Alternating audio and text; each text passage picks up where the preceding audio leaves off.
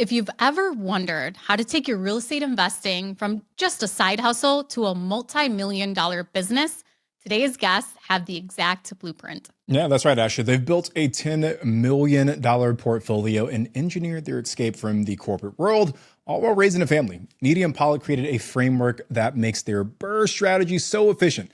They're able to build long-term wealth incredibly fast. And they're pulling back the curtain on this entire process from market selection to financing strategies and even more. If you've been curious about supercharging your portfolio, but you weren't exactly sure where to start, this is the episode you've been waiting for.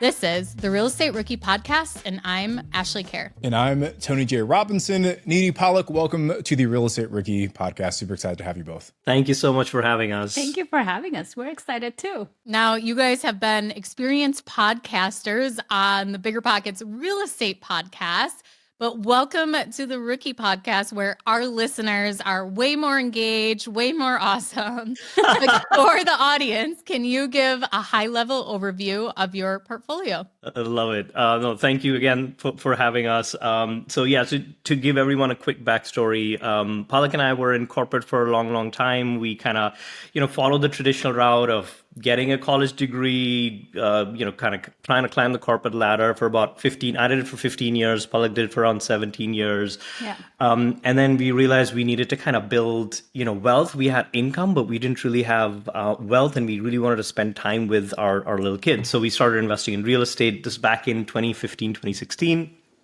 And we started with just single family rentals, right? Rent-ready rentals. And we quickly realized we wanted to scale a little bit faster than that. We wanted to be able to retire in 4 to 5 years instead of waiting 15, 20 years to be able to retire. And so, we found the BRRRR strategy. We scaled in about 4 years. We built a $10 million portfolio of single family homes, but also, duplexes, triplexes, quadplexes, slightly larger properties as well. And we were both able to quit our corporate jobs, and now we do real estate full time. So you guys have built a successful portfolio, and I think a lot of rookies are in the same situation that you guys were in, where they're working the corporate gig. They did the quote unquote American dream, went to school, got a career. They're doing all the things, but they just feel that something's not right. So I guess maybe tell us about that moment when you realized that the corporate lifestyle wasn't for you. Like, what specifically triggered that decision to go all in on real estate? Did you guys have like a horrible boss? Was it, something else that happened? Like, what was that moment for you guys? Haven't we all had that? Yeah. We worked till our late 30s, and everybody told us that that was the right thing to do, become financially stable, and then think about having kids. So that's what we did. And so we had 2 kids back to back, and I remember, and that was maternity leave is next to nothing. And I remember going to work and on a conference call, and I had to do it from my office because I had to pump while I was on the conference call. And I'm sitting there pumping and like trying to get on this call and do the thing. And I'm looking around and I'm like, wow, is this what I worked so hard to achieve? And, that day onwards, every day, I was like, I got to get out of this. Like, I can't do this anymore. I want to be with my kids. It just feels very unnatural that you work so hard and then you never see what you waited so long to achieve. And we're first-gen immigrants. We don't have a village. We were constantly struggling. We were stressed out all the time. And so after months of turmoil and, as a woman who's built up a career, like I felt like I was letting everybody down by choosing to get out of corporate. And so months later, we decided we were going to become a single income family. And I started pursuing real estate full time. So we would work on it together in the evenings when the kids, were asleep. And then during the day, I would go off and do whatever I could with the 2 kids. And it's funny how, in corporate, like you feel like everybody else decides what your capability is and how far up you can go. And then when you start working for yourself, you're like, wait a minute, I am way better than I thought I was. And you're so used to, like, one downside is you're so used to somebody else telling you what to do or like which path to take or whatever in a W-2 job. And then when it's just you, the possibilities become endless because you're not told what to do. But sometimes that shift is hard, like not having that guidance and, or even like somebody say like you have to work from 9 to 5. Now it's like, oh, maybe I can just sleep in today, and like getting into that work mode too, having to push yourself. Like it really is a drastic change. Or the other way around, if you're really motivated and excited, you could really go off and overwork yourself. You really have to understand what your rhythm is and what works best, and how to make decisions without seeking other people's approval, and what is your strategy and what is the right step. And I completely agree that that's why I think us as real estate investors, we start chasing all the shiny objects because the opportunities are endless, and nobody tells you that you have to stay in this lane. This is your strategy. Don't stop looking at other things. Discipline, I think, is something that's very hard for anyone that's entrepreneurial to really focus in on. But I couldn't agree with you more, Palak, because I remember the moment as an adult when I really realized that I couldn't be a traditional W-2 employee for the rest of my life. And it was my first big boy job after college. And I came in, I thought I crushed it. I thought I was doing incredibly well. My annual review comes up and they're heaping all this praise on me. Tony, you've done a phenomenal job. You've been such an invaluable part of this organization. And they gave me a 2% raise. And at the time, I think I was making like $65,000. So I went from like $65,000 to like $67,000. And I was like, what am I doing? Is this really all that's there? And I think the benefit of being an entrepreneur is that you get to decide and prove what your value is in the marketplace. And if you are valuable, people will reward you by paying you money. And if you are not valuable, people will show you that by not paying you money. So it's very clear. But I think the benefit is that you get to prove to yourself how valuable you are. 100%. So I've talked to hundreds of other pro investors, and we all automate in order to scale. So if you're losing way too much time on busy work, then I need to tell you about Baselane. It's a trusted BiggerPockets Pro partner. Now, pro investors use Baselane's banking and AI-powered bookkeeping platform to organize their rental financials, automate rent collection, and auto-tag transactions in real time, giving you instant cash flow insights and reporting without any admin work. Also, check out Baselane's other features like recurring payments, multi-user access, and free wires to save you money and time. Invest smarter, not harder. Click the link for your $100 bonus at baselane.com/biggerpockets. So once you made that transition from quitting your corporate position and you're focused on real estate, what kind of things did you get into? Did you chase a different strategy and try different things out? Kind of tell us the path you took from there. Yeah, we tried everything under the sun, right? So we actually got some really good advice when we first got started. So we had a couple of mentors, and one thing that we learned pretty early was they said, look, you build wealth in real estate by owning real estate for a long period of time. You don't create wealth in real estate by buying and selling constantly, right? So that became sort of our motto, is like, all right, whatever we're going to do, we're going to buy real estate and hold on to it for a long period of time. You chose BRRRR strategy. Most people are, if they don't do a BRRRR, it's because they're scared of the rehab process. So maybe they choose a different strategy. How did you become comfortable and confident in managing contractors, managing rehabs to actually be successful at implementing the BRRRR strategy? Yeah, and I think that is really one of the hardest part, right? As you said, of the BRRRR strategy, like how do you manage a rehab, and especially like the way we do rehabs. We don't have to be at the job site every day. That was, again, like one of our things. We didn't want to be there every day. And, even doing a lot of DIY projects, we're like, definitely not doing DIY because that's just takes up so much of your time and there's not great ROI on that, right? We could easily outsource it. So the key is to really find good contractors, and you have to talk to at least 10 or 15 contractors to be able to find the right one, right? And kind of knowing what kind of rehab you have to do. So figuring out what is the right level of rehab even, right? Are you rehabbing it to flip, which we were not, or are you only rehabbing it to, put it just a little bit of paint on the walls, where it really, to be able to burr, it needs to be somewhere in the middle, right? It's the Goldilocks zone. It's like not too much rehab, but also not too little rehab.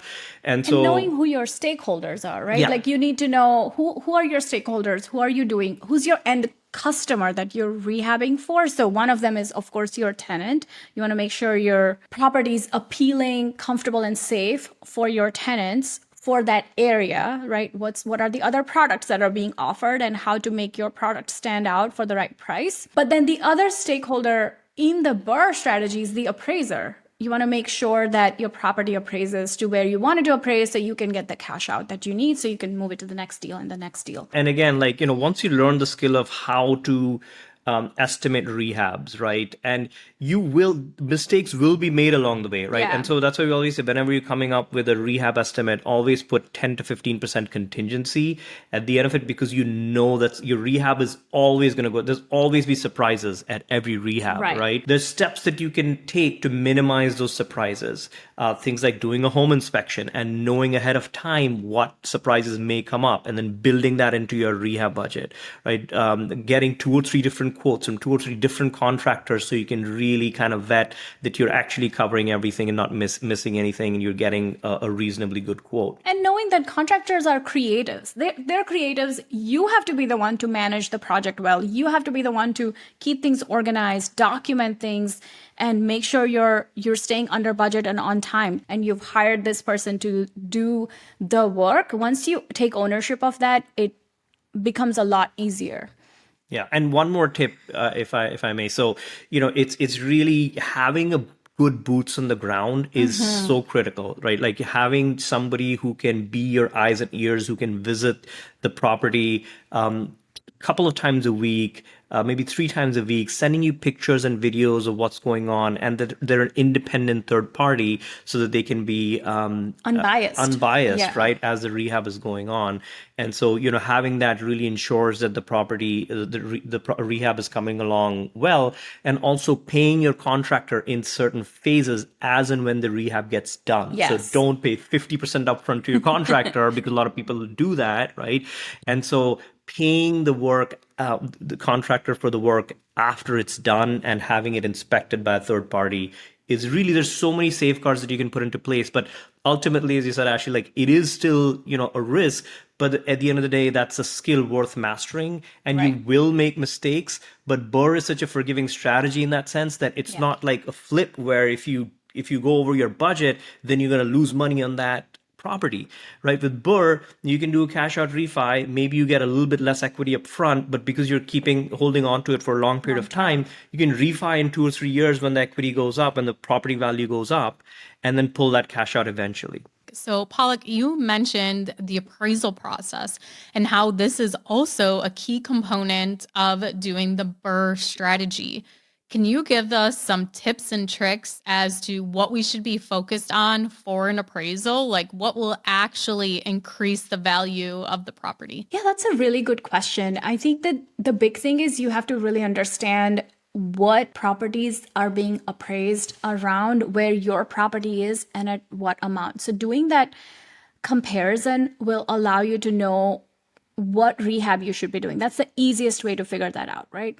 And then knowing that when the appraiser walks in the door, you want to make sure that they're wowed.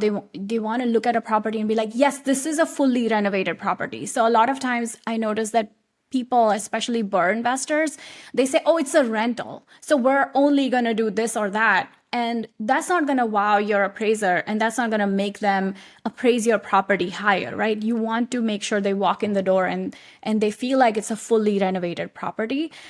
We also recommend preparing a document for your appraiser that you can send to them, because most appraisers, the way they work is they're going to be on the field, running around doing their site visits certain days of the week. And then certain days they'll sit down and they'll sit at their desk and they'll prepare the reports. By then, that appraiser's already forgotten about your property. They're going off of their pictures and some of the notes that they took. And so what you want to do is you want to prepare a document and give it to the appraiser that lists everything that you have done to the property, really nice pictures, because sometimes the property is already rented out by the time the appraiser goes in. And then you're at the mercy of how clean your tenant is and how tidy they're keeping that place, right? So you want to have nice pictures for the appraiser that are professionally taken before the tenant moved in, and providing them that packet is going to allow them to really view your property in the light that you want it to be seen. Yeah. Every time, by the way, we've sent that, we've increased our appraisal by 10 to 15,000, right? Yes. Just having like it documented. Here's all the work I did. Here's a breakdown of, we updated the kitchen. This is how much it costs us to do all the upgrades. This is the before and after pictures. These are the relevant comps that we think. Yes, put in the comps in there, because you don't want the appraiser to choose their comps. You want to give them, nudge them a little bit. and very respectfully, right? You're just giving them all the information, then it's up to them whether to take that into consideration or not. But preparing that really helps. And if you're local, don't be afraid to go meet the appraiser at the property and learn from them and ask them questions like, what all do you need?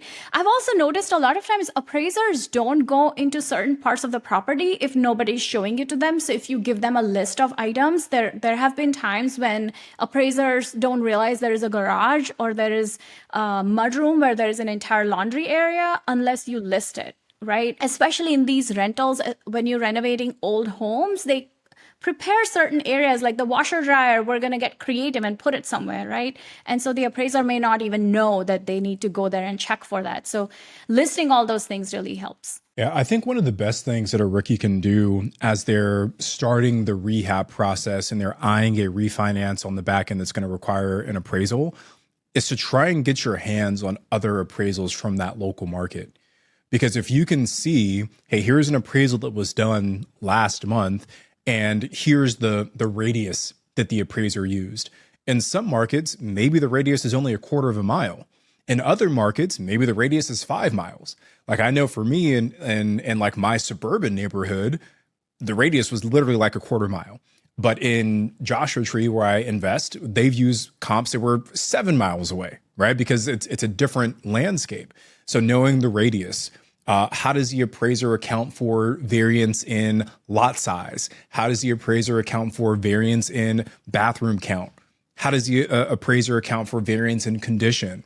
And you can make some guesses, but if you can actually get your hands on something, I think that's one of the best ways to really educate yourself on how appraisers in that market work. I actually just had an appraisal done. I just got it back 2 days ago, and I'm always learning something new by looking at the appraisal. So this appraiser, the property, it didn't have a first floor bathroom except for in the master bedroom.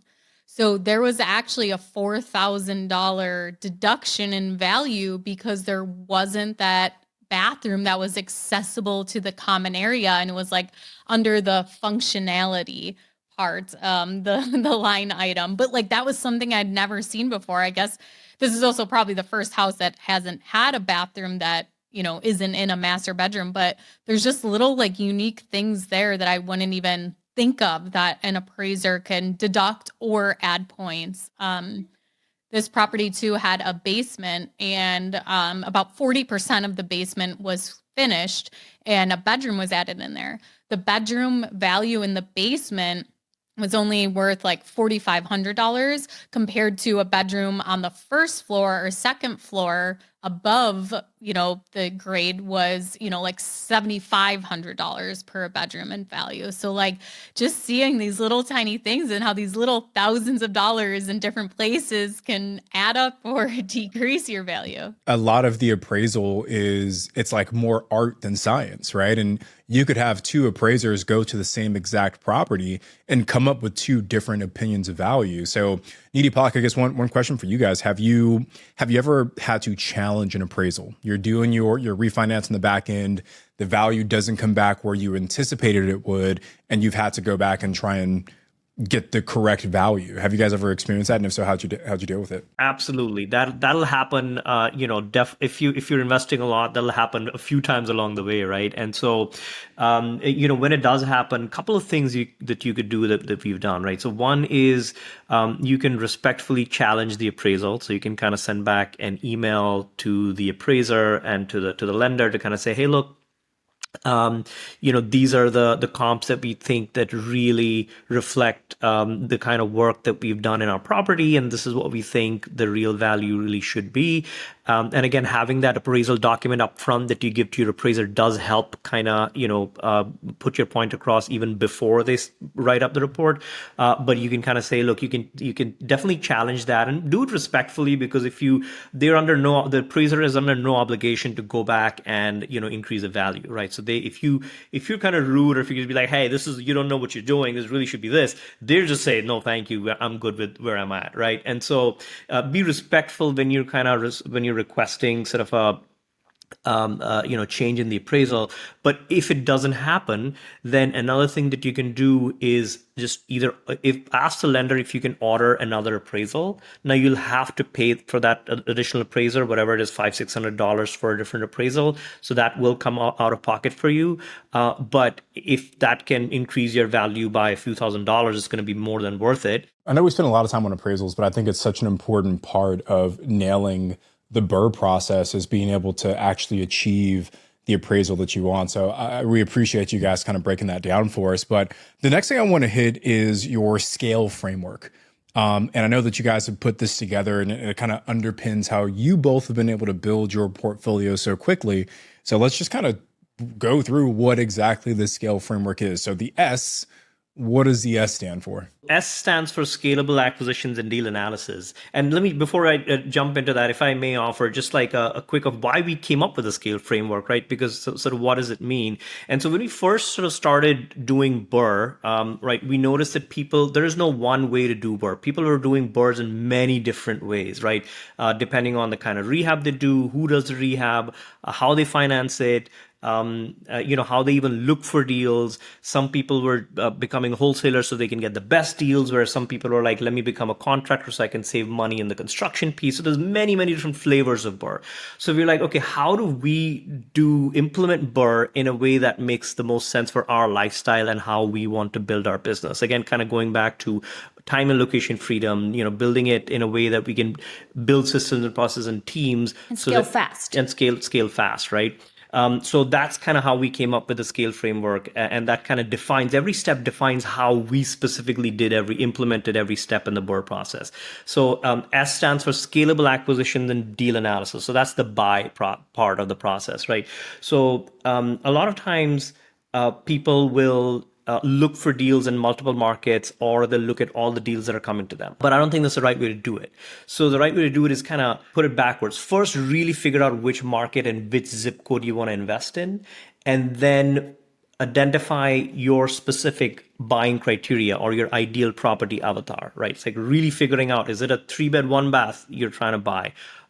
Is it a condo, which we advise against, right? Like condos have HOAs, and you really don't want to do that. But really defining what your ideal property avatar is. It should be a 3-bed, 1-bath, or a 3-bed, 2-bath. If you're just starting out, it's really good to start small. Don't start with a 3-unit or a 10-unit building, because that's gonna, that takes a lot of learning curve. So start with like a small project, 3-bed, 1-bath. You say, okay, I'm gonna kind of find a property that needs a new kitchen, a new bathroom, new flooring, right? And then once you do that and you narrow it down to say 1 or 2 zip codes, that eliminates 80% of the deals that are out there, right? So now you're only focusing on the deals that make sense for you, for your strategy, and then start looking at deals. And then the deals that come to you will be, and then when we start looking for properties, we tell all the wholesalers and all the realtors we know, like, this is the kind of property we're looking for in the zip code.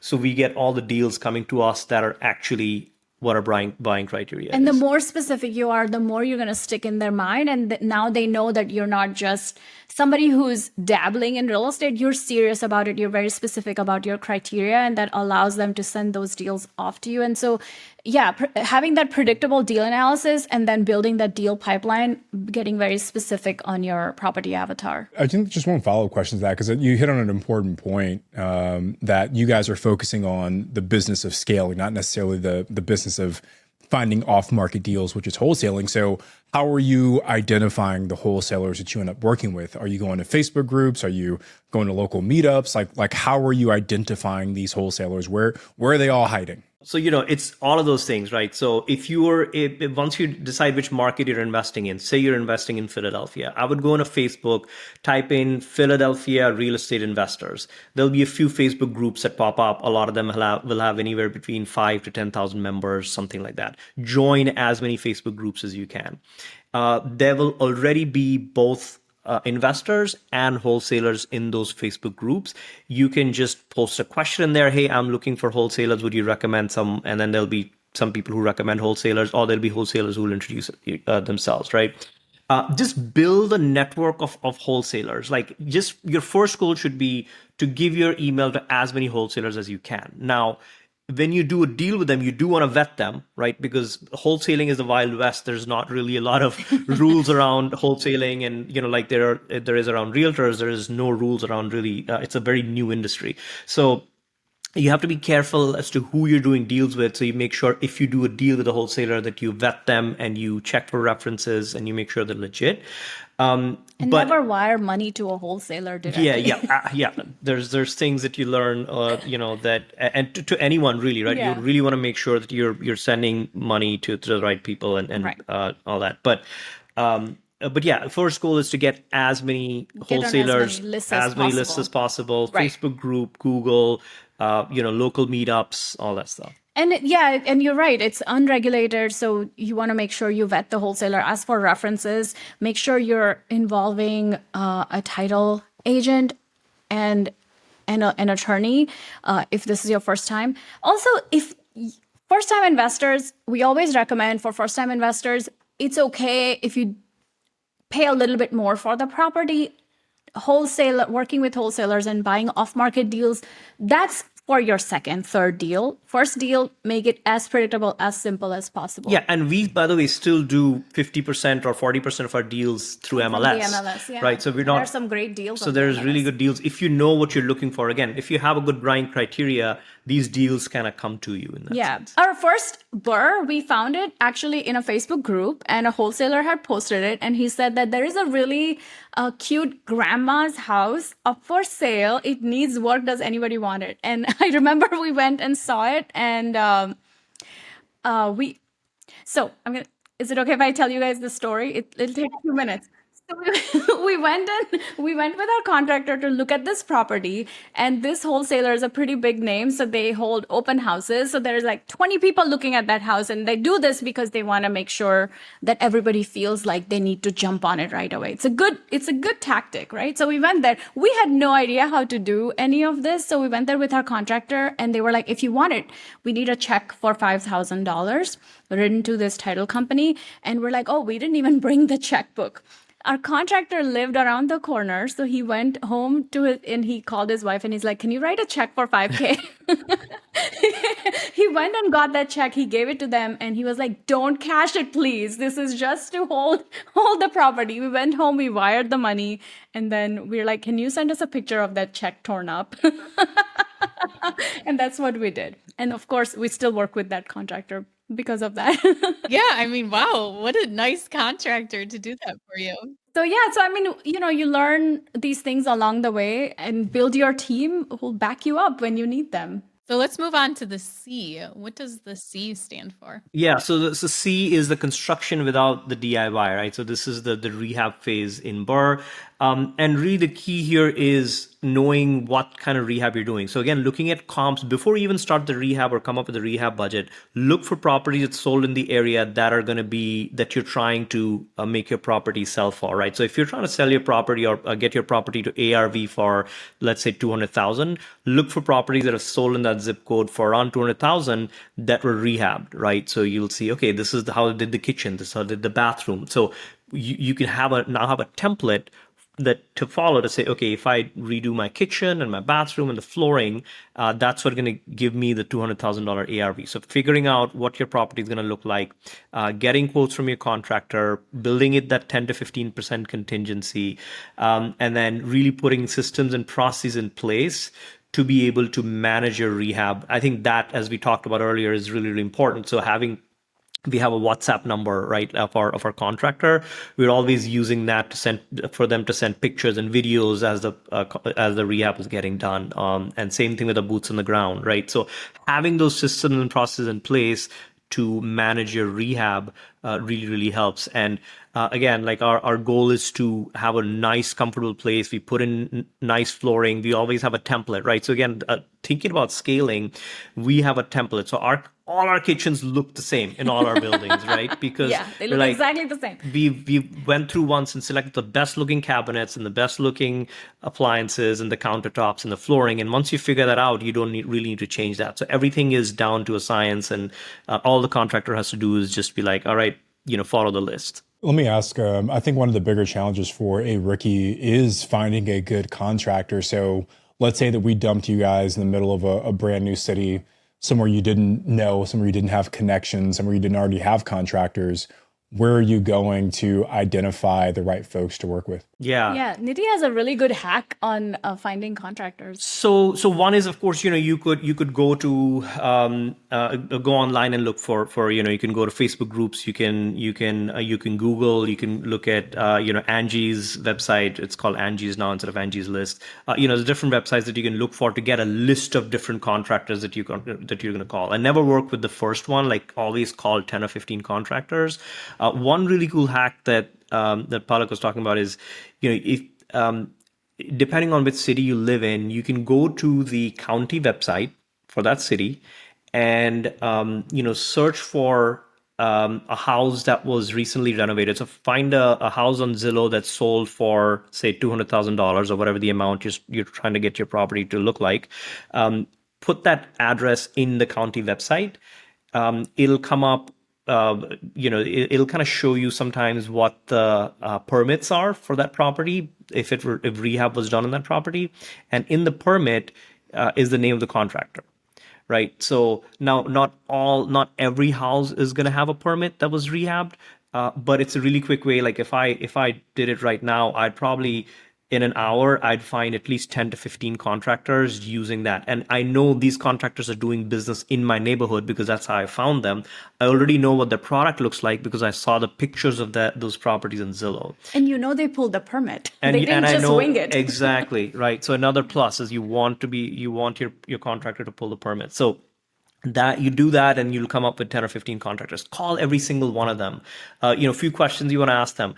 How big is your crew? You don't want somebody who's just like a one-man army, because it's going to take forever to finish your project, right? At least 2 to 3 people on their crew, if not more. You want to ask for how much do they charge for a kitchen and a bathroom, and then compare the rates for different contractors to make sure, you're not getting charged a lot. And tell your contractor that you're trying to do a rental, not a flip, because that also kind of makes a difference in the materials they use. Yeah.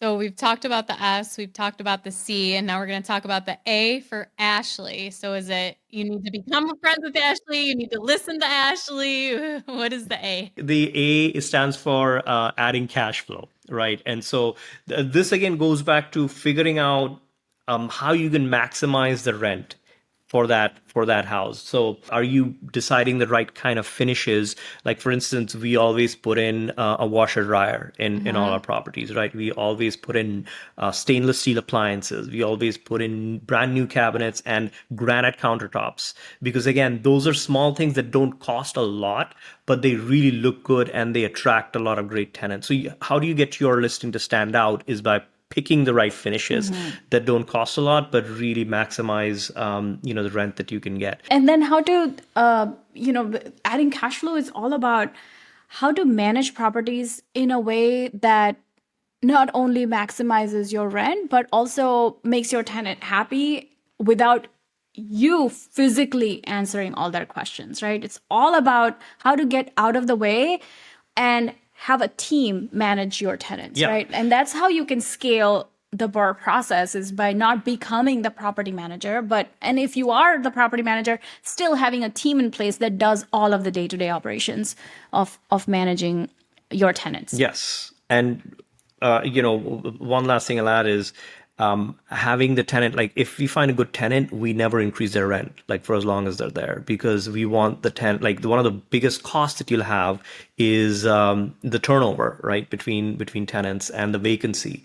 And so if you find a good tenant, just keep them there forever, in 3, 4, 5 years if you can, and then when they move out, you can always then increase the rent. Yeah, and when we go buy properties that a landlord has owned for a long time, you will find that the rents are way under market. There's a reason for that. It's because they've kept that good tenant at low rent, because it costs a lot more to go kiss a bunch of frogs until you find another good tenant. So that's what they're doing, right? That's basically what we're repeating. Let's finish things off by talking about the L and the E. So what does the L in this framework stand for? So L stands for leverage in commercial finance, right? Which is the finance part of BRRRR, the refi part of BRRRR. But really, it also includes how do you fund the initial purchase and the rehab, right? Commercial financing is really one of the most important things if you're trying to scale your rental portfolio. And that's one thing that we learned pretty early on. And, Palak called how many, like 90 banks, right, to really figure it out. And it takes a while to figure it out. Like I come from a finance background. It took me like 6 months to even. Wait, did you say 90 banks? 90. So you have to understand, we started when it was very tough to get financing for new investors. It's much easier now. And we didn't know how commercial financing worked. So in calling 90 banks, it allowed me to learn about commercial financing and found a lender that was a right fit for us. I love that, because we talk so often about the power of talking to multiple lenders and getting exposure to different banks, because every bank, every credit union has a slightly different product offering. So Palak, when you were calling these places, just run us quickly through like your script. What were you saying? What questions were you asking? If somebody wants to replicate this process, it start with a Google Sheet / spreadsheet. That's where everything starts in our world. So build a giant spreadsheet to remember which bank I called, what was the number, what was the contact that I talked to, because the first person you talk to will probably not be the right person. They're going to ask you questions and then transfer you to someone else. Who I talk to, who am I waiting for a call back from? And then once I do get a call back, just continue populating that spreadsheet with the terms that they talk to you about and ask questions. And if you're a brand new investor and you don't know what the terms are, then feel free to ask them that. Like, hey, what should I consider? There'll be points at closing. There'll be interest rates. There'll be tons of things that they can go over. And everybody's slightly different. So as you start populating that spreadsheet, you're going to learn a lot and you're going to understand the lingo, right? Like as you start talking to more and more, it's all about repetition, right? And a lot of, we hear a lot of new investors feel this imposter syndrome. Like, I'm not an investor. How can I talk knowledgeably? Well, it's all about repetition. The more you do it, the more confident you become and the less you feel like an imposter. And then when you call lenders, make sure that you're, if you don't have an email address with a proper website already, go buy a domain name and get a proper email address so you come across as a legit investor instead of something at gmail.com, which is fine. But if you want to come across as a legit investor who means business, make sure you are coming across that way by getting that email address, having a company name, having an elevator, what is it called? Elevator pitch. Elevator pitch, where you can explain what you do in 30 seconds. Hey, my name is Palak. I'm investing in Baltimore area. We're investors. We buy distressed properties, we renovate them, and we rent them out. We're looking for lenders to help us scale this business. Are you the right person? Just figure out what you're going to say, write it out, script it out. And then once you have that down, you can build your 90 lender spreadsheet. I want to give a quick hack here, because I actually tested this out a couple months ago, but I went into ChatGPT and I said, I need a list of 100 banks and credit unions within a 50-mile address of my city, exclude any national banks like Chase, Bank of America, et cetera. It asked me a few follow-up questions, and then it worked for 62 minutes. Wow. Is how long ChatGPT worked on this response. It came back with 100 local credit unions and regional banks with phone numbers, names, and websites for each one of them. So if you want to shortcut the building of that list, go to something like ChatGPT. But I think that's an incredibly cool. Go to ChatGPT. Yeah. And better yet, have ChatGPT script out your script, your elevator pitch as well. Well, guys, let's finish things off by talking about the E. So what is the E in the scale framework? So E stands for exponential growth, right? And really, if you do everything that we said, which is focusing on, there's really three things that you want to focus on to be able to scale your portfolio.